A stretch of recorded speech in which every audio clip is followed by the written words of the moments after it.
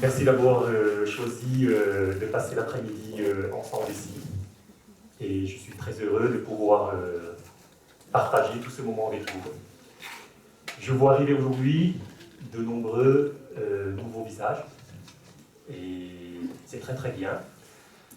Donc on va essayer de poursuivre la réflexion de la dernière fois. Est-ce que vous vous souvenez de tout ce qu'on avait dit la dernière fois? En gros, est-ce qu'il faut que je vous résume pour continuer? Alors, comme la séance d'aujourd'hui, ça va être la suite de ce qu'on a vu sur la 5e et 6e conférence. Donc je vais vous résumer très très rapidement.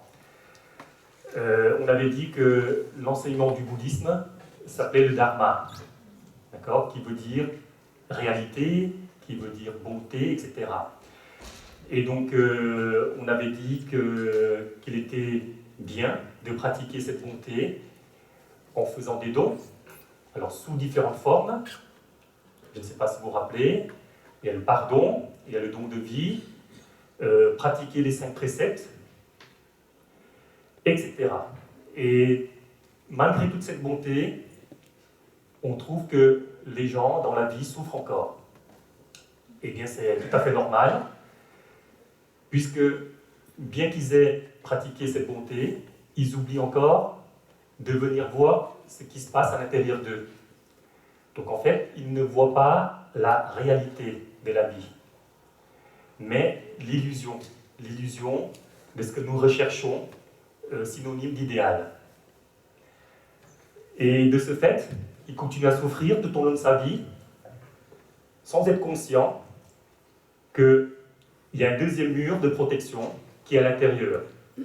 Et c'est ce deuxième mur qu'il va falloir construire, à savoir voir le changement de toute chose. D'accord? Donc l'impermanence, on avait parlé de l'impermanence. Une fois que vous voyez cette réalité qui est l'impermanence, il va falloir comprendre et l'accepter, l'intégrer. Une fois intégré, vous allez devoir vous adapter à la situation qui est là à chaque fois. Et pour vous adapter à chaque fois et avoir une vision plus claire des choses, il va falloir changer votre façon de percevoir les choses. Et on avait dit la dernière fois que tout cela venait de la pensée. Est-ce que ça vous revient maintenant? Voilà. Donc on était arrêté à là pour savoir que lorsque vous désirez prononcer une parole, eh bien, c'est la pensée qui la précède. Merci beaucoup. Eh bien, avant aussi d'effectuer un acte quelconque, il y a la pensée qui précède. Avant de ressentir une émotion, il y a toujours la pensée qui précède. Nous avons dit la dernière fois que la pensée devient la base, devient l'origine de ce que vous vivez tous les jours, tout au long de votre vie. Et que souvent, un très grand nombre d'entre nous, lorsqu'un problème arrive, on va chercher la résolution. Et on est obsédé et tellement focalisé sur cette résolution que depuis l'arrivée jusqu'à la fin du problème, dans cette partie-là, eh bien, vous souffrez. Vous souffrez sous l'emprise, sous la torture de vos émotions et de vos pensées.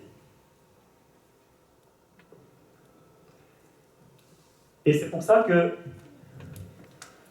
si on va chercher à traiter des problèmes à l'extérieur de soi, on va rencontrer ce type de souffrance à chaque fois jusqu'à la résolution. C'est comme si vous preniez des médicaments antalgiques, anti-inflammatoires, pour des douleurs chroniques. Ça veut dire que lorsque l'effet du médicament diminue et disparaît, la douleur revient. Parce que vous ne traitez pas la cause qui amène la douleur. De même, si vous cherchez absolument à traiter un problème déjà à l'extérieur, vous allez rencontrer toujours et répéter toujours ce même schéma. Il va falloir maintenant changer ce conditionnement, cette réflexion. Changer ce conditionnement, c'est venir voir ce qu'il y a à l'intérieur de vous, à savoir la pensée.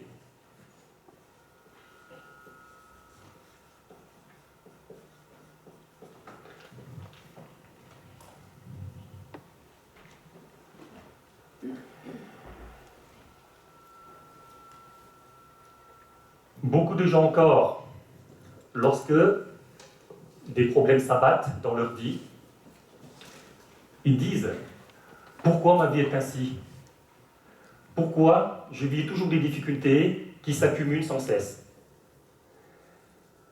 Certains en ont marre, donc décident, par exemple, de changer de coiffure, de tenue vestimentaire, changer des habitudes. Parfois, certains vont changer jusqu'à l'habitation. Et d'autres vont utiliser les principes comme le feng shui, d'accord, pour faire circuler l'énergie à l'intérieur de leur maison. Et ça encore, vous cherchez à traiter non pas les causes, mais toujours les conséquences. Et tant que vous faites ça, ben votre vie va toujours rencontrer cette souffrance lors de l'arrivée d'un problème jusqu'à sa résolution. Quand ça se résout, on a le calme. Et lorsque un autre problème survient, eh bien c'est reparti, on revit et on répète inlassablement ce schéma. Inlassablement. Alors maintenant, vous allez essayer d'arrêter ce schéma. D'accord ? Il faut cesser ce schéma. Bien sûr, on va résoudre le problème qui se présente à nous. Mais avant de le résoudre, il va falloir venir déjà voir ça. Parce que rappelez-vous, si vous avez une pensée qui n'est pas positive, alors vous allez entraîner des émotions de même type.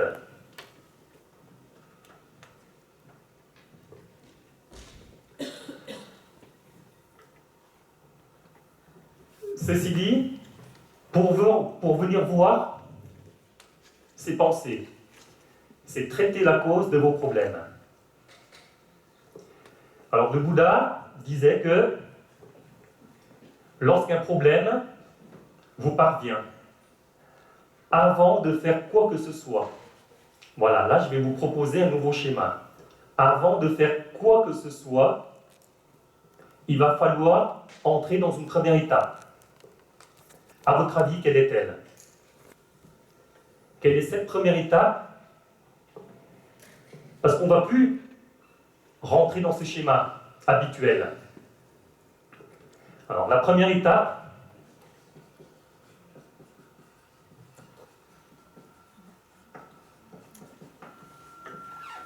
c'est de pratiquer l'introspection. Ça y est, on ne va plus à l'extérieur de soi pour résoudre un problème. On va rentrer à l'intérieur de soi maintenant.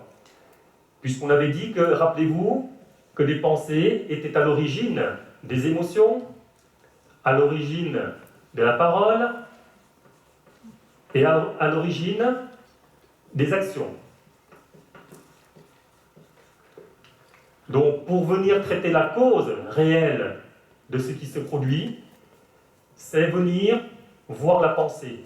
C'est l'introspection. L'introspection, c'est quoi ? c'est se livrer à l'observation de ce qui se produit à l'intérieur de vous. Venez observer votre état d'esprit à ce moment-là, lorsque vous rencontrez un problème. Venez observer votre état d'âme. Venez observer, je dirais, votre état de conscience. Voilà, c'est vous livrer à l'observation.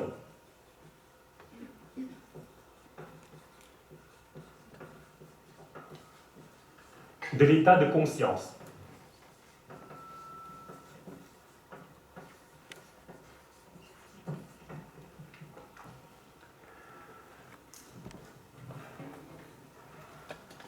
Lorsque vous venez observer cet état de conscience,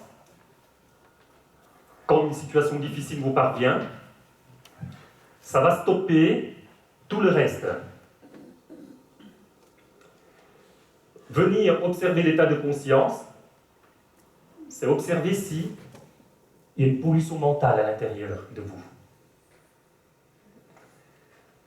Donc l'observation va vous amener à voir si vous êtes pollué ou pas.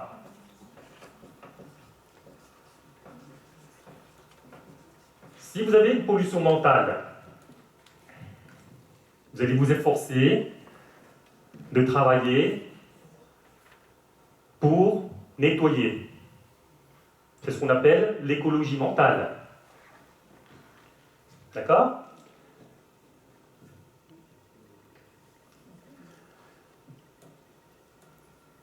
Venir s'introspecter,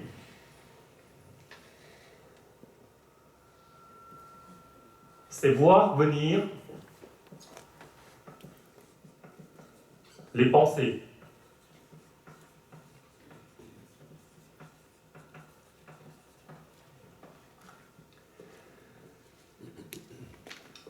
Prendre conscience, le travail des 5 agrégats, et voir leur fonctionnement. On va y venir après. Donc, voir venir les pensées, c'est hyper important. Parce que souvent, qu'est-ce qui se passe? On observe que la souffrance qui est liée aux différentes situations de la vie quotidienne est due, en fait, au fait que les gens pensent sans voir leurs pensées. Alors, attention à ça. Souvent, si vous ne voyez pas venir les pensées, c'est que vous pensez sans voir vos pensées.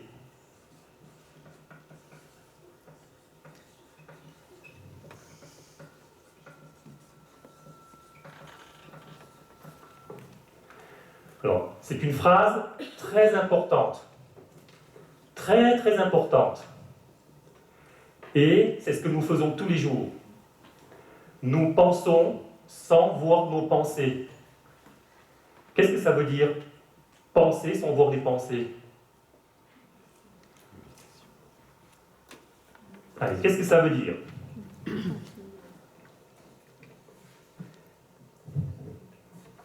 Nora? Oui, tiens.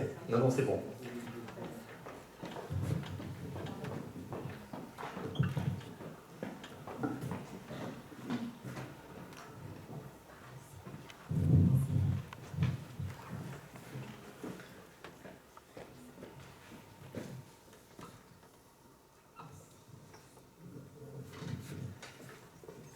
Bonjour. Donc je pense que c'est être esclave de ses pensées. Oui. Tout simplement. Tout simplement. Y a-t-il d'autres propositions? Qu'est-ce que c'est que de penser sans voir des pensées? C'est des pensées qui affluent rapidement, en abondance. C'est des pensées qui affluent en abondance et rapidement, auxquelles on n'a pas le temps de... elles arrivent les unes après les autres successivement et elles envahissent l'esprit sans qu'on arrive à en tirer profit, puisque les pensées, et on ne peut pas les analyser tellement elles arrivent peut-être Voilà. de manière... Tout à fait. Quand vous pensez sans voir vos pensées, c'est que votre esprit, d'accord? Garde, tu vas rester. C'est que votre esprit est noyé. D'accord? L'esprit, il est noyé dans la masse des pensées. On peut dire aussi qu'il est agglutiné. Ce serait plus approprié, je pense. On peut dire aussi qu'il est mélangé, mixé.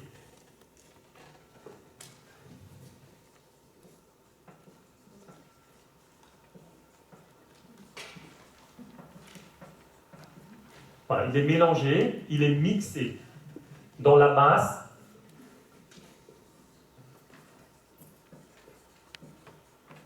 des pensées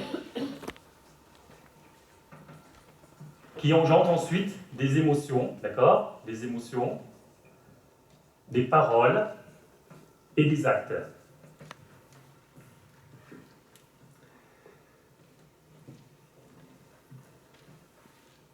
Donc, tant que vous ne voyez pas vos pensées arriver, vous serez toujours l'esclave, comme on dit tout à l'heure, l'esclave de vos émotions. Parce que les pensées affluent à une vitesse hallucinante, les unes après les autres. Et vous ne voyez même pas l'enchaînement, c'est-à-dire quand ça s'arrête, quand ça continue, quand ça s'arrête, quand ça continue. Parce que vous êtes écrasé sous ce poids-là. Donc il faut savoir que, on avait parlé de ça à la 5e conférence, je ne sais pas si vous vous rappelez, on avait dit que la réalité était composée de problèmes, maladies, vieillissement, mort, séparation des êtres ou objets chers. Vous vous souvenez de ça? Et donc, voir venir les pensées, c'est accepter tout ça.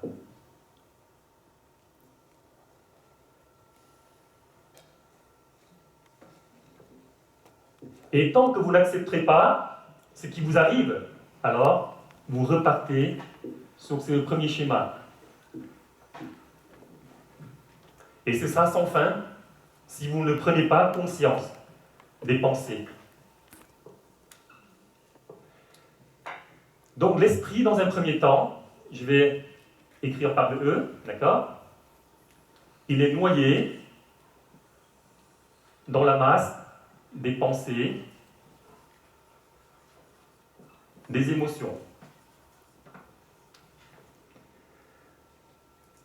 À la 4e conférence, je crois, on avait parlé qu'il fallait apprendre à extraire l'esprit de cette masse. Donc, il va falloir apprendre. Donc, on a toujours à l'intérieur des pensées et des émotions, mais on va ajouter à côté l'esprit qui va se retirer. Lorsque l'esprit se dissocie de cette masse, eh bien, il va dégager un espace. Et il va pouvoir graviter tout autour.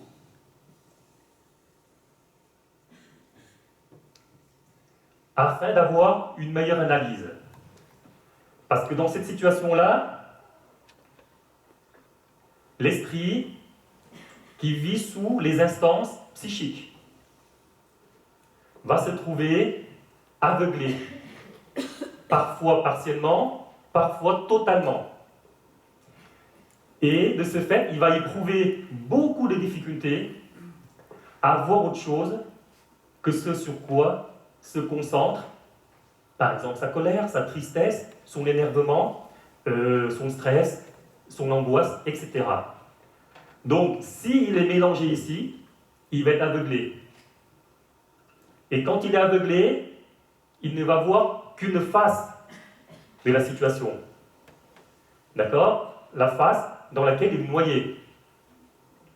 Mais lorsqu'il arrive à s'extraire de cette masse, eh bien les choses changent. Il va pouvoir avoir une meilleure analyse de la situation dans son ensemble. Ici, je ne vois qu'une face de ce qui m'arrive, et ici, je vois la globalité de ce qui m'arrive. Et quand on voit la globalité de ce qui nous arrive, on dit qu'on est en train de voir arriver les pensées.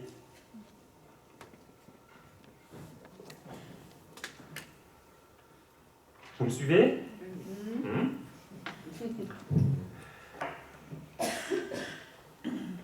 Et lorsque l'esprit arrive à s'extraire de cette masse,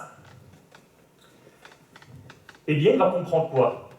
Il va comprendre que, dans un premier temps, la vie que je veux mener s'appelle l'idéal. Et quand les situations se corsent, ce qui m'arrive s'appelle la réalité.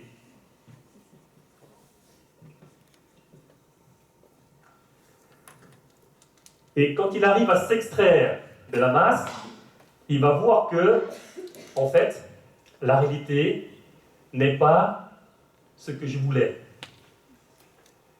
Mais puisque la réalité, elle est problème, maladie, vieillissement, mort et séparation des êtres chers ou des objets chers, il va comprendre que, finalement,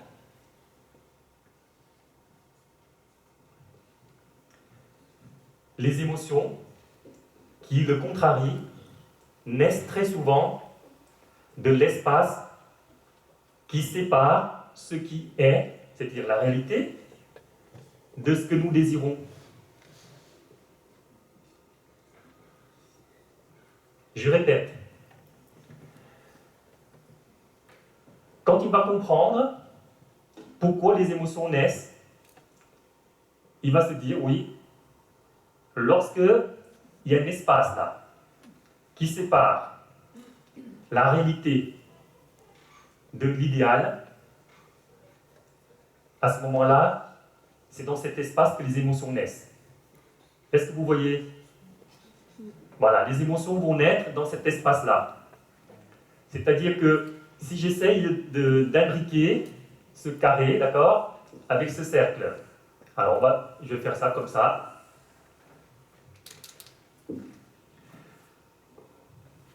Eh bien, donc ça c'est la réalité à l'intérieur, l'idéal c'est le cercle.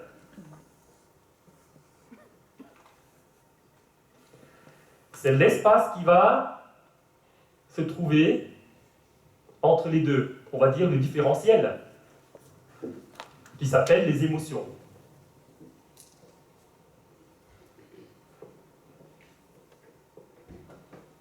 Est-ce que vous me suivez toujours? Sinon, il faut m'arrêter.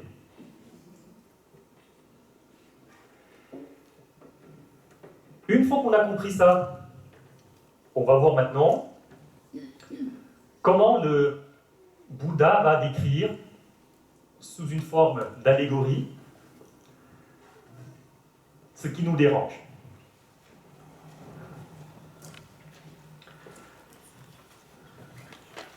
Lorsque vous voulez pratiquer l'introspection,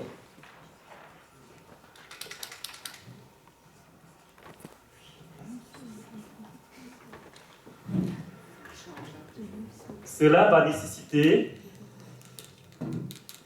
le travail sur la pleine conscience. D'accord? Alors, la pleine conscience.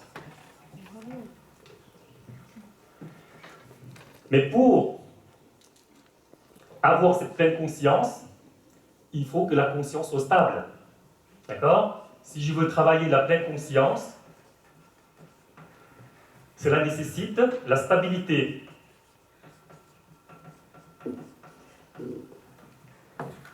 Pour que la conscience ou l'esprit soit stable, cela va nécessiter quoi?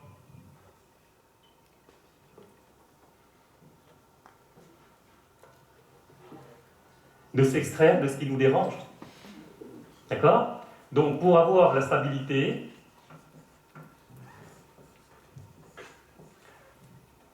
il faut voir ce qui nous dérange.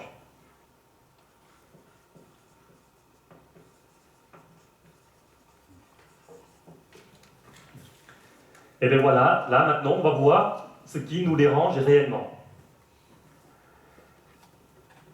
Je vais commencer par vous expliquer cette allégorie. Et j'aurai des questions à vous poser, d'accord, pour que vous puissiez transférer ça à la vie quotidienne.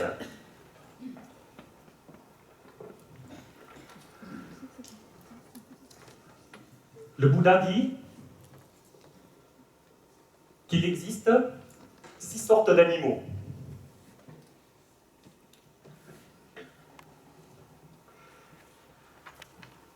Un chasseur va attraper ces 6 animaux provenant de 6 lieux différents et aussi de 6 lieux de chasse ou de recherche de nourriture différents. Le premier est un serpent. Quand le chasseur l'attrape, il va l'attacher à une corde.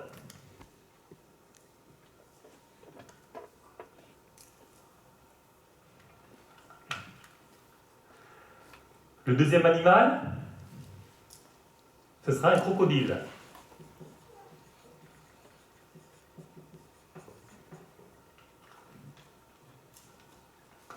Que le chasseur va attraper aussi, et il va l'attacher à une corde.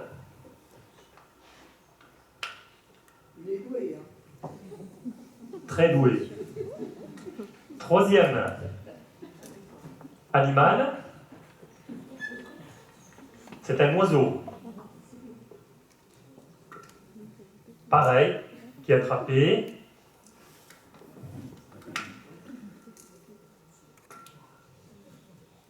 Quatrième animal,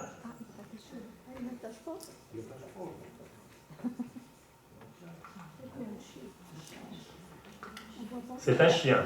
Il n'y a pas de corde de l'oiseau? Si. Vous voyez pas la corde? Non. Alors, je vais accentuer le tracé. Ah, voilà, c'est mieux. Le cinquième, ce sera un renard. Et le sixième, ce sera un singe.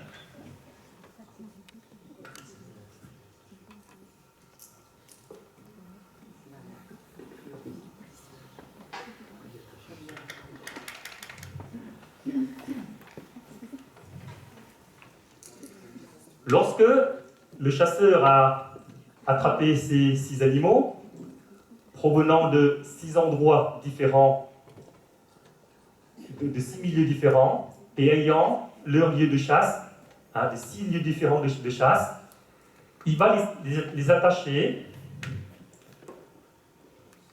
à une très grosse corde.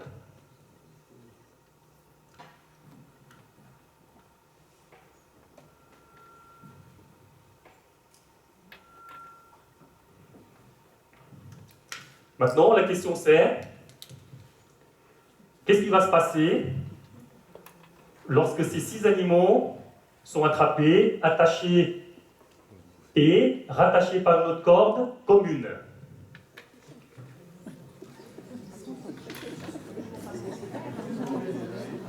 Alors, j'ai plein de réactions. Qui veut s'exprimer?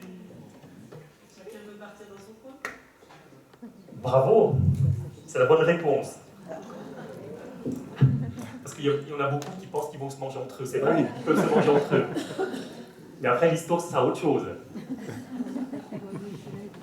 L'issue sera différente après. Donc, chaque animal va chercher à regagner son milieu naturel. Donc le serpent, alors ce qui est décrit dans les canons bouddhiques,